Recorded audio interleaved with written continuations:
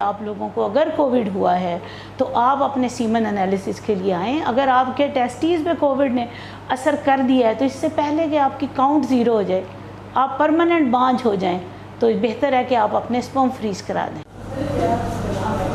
Doctor Sajida Pakistan میں تولیدی steam sales پر کام کر رہی ہیں.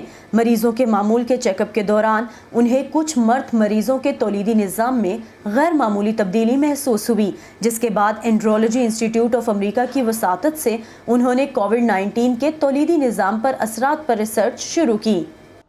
مجھے زیادہ پتہ تب چلا کہ جب وہ جینڈر سلیکشن کے لیے میرے پاس آتے ہیں، جی پہلے 3 بیٹیاں ہیں، آخر 3 بیٹیوں میں ان کے سپرم اچھے تھے نا، تو 3 بیٹیاں پیدا ہوئیں. اب ہم ان کے سیمپل لیتے ہیں، سیمپل میں پتہ چلتا ہے کہ سپرم کاؤنٹ ہی 5 ملین رہ گئی ہے، حالانکہ 15 ملین کم از کم ایک مرد میں کاؤنٹ ہونی چاہیے. میرا پہلا سوال ہوتا ہے کہ آپ کو ریسنٹلی کووڈ تو نہیں ہوا؟ وہ بندہ کہتا ہے ڈاکٹر صاحب ویسے علامات تو ہوئی تھیں، سمجھ نہیں آیا کہ وہ کووڈ تھا. پھر ہم ان کے اینٹی باڈیز ٹیسٹ کراتے ہیں، پازیٹیو ہوتے ہیں.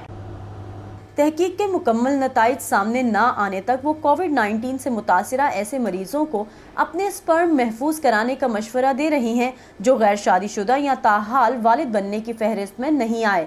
انسانی جسم میں چھوٹی اور بڑی آنت، مثانے اور خواتین میں رحمدانی اور اندام نہانی جیسے تمام تولیدی اعضاء پیلوس یا نافچے میں ہوتے ہیں. ان میں سے اگر کسی بھی عضو کو کینسر لاحق ہو یا کوئی دوسری بیماری انہیں متاثر کرے تو مریض کے ماں یا باپ بننے کی صلاحیت متاثر ہو سکتی ہے. ڈاکٹر ساجدہ پاکستان میں مردوں اور عورتوں کے تولیدی اعضاء کی بحالی سے متعلق تحقیق کر رہی ہیں.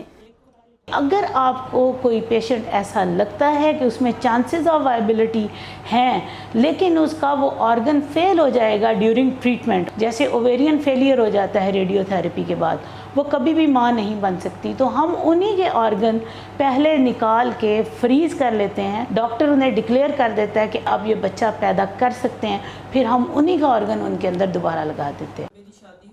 لاہور کی مسز نسیم شادی کے بعد ماں بننے کے خواب سجا رہی تھی، مگر جب انہیں معلوم ہوا کہ انہیں بڑی آنت کا کینسر ہے اور اس کے علاج کے باعث شاید وہ ماں نہ بن سکے تو انہیں بہت مایوسی ہوئی. علاج کے لیے وہ ڈاکٹر ساجدہ سے ملی، جنہوں نے مسز نسیم کی اووری یعنی انڈے دانی نکال کر فریز کر لی. کیمو تھراپی اور علاج کے دوسرے عمل کے بعد مسز نسیم صحت یاب ہوئی تو آپریشن کے ذریعے ان کی بیضادانی دوبارہ بحال کر دی گئی. ڈاکٹر صاحب نے مجھے کہا کہ آپ پریشان نہ ہوں، ریلیکس ہو جائیں، یہ اس میں 6 ماہ بھی لگ سکتے ہیں، 7 ماہ بھی لگ سکتے ہیں، کوئی مسئلہ نہیں ہے. تو کم سے کم 1 مہینہ اور گزرا ہے تو مجھے داغ لگنا شروع ہو گیا. میں اتنی خوش ہوئی حد سے زیادہ، میں نے سب کو گھر والوں کو بتایا. میں الحمدللہ اس وقت جو ہے وہ میں پریگننٹ ہوں اور مجھے 3 منتھ ہے. لاہور میں قائم ان کے فریزنگ بینک میں سپرمز، اووم، ایمبریو اور ٹیشوز فریز کرنے کی سہولت موجود ہے. ڈاکٹر ساجدہ سرگودا میں ایک IVF سینٹر بھی چلا رہی ہیں. امریکی تعاون سے چلائے جانے والے ایک منصوبے کے تحت یہاں غریب گھرانوں سے تعلق رکھنے والے بے اولاد جوڑوں کو ٹیسٹ ٹیوب بچہ پیدا کرنے جیسا مہنگا علاج مفت یا کم خرچ پر مہیا کیا جا رہا ہے. Saman Khan, voice of America, Lahore.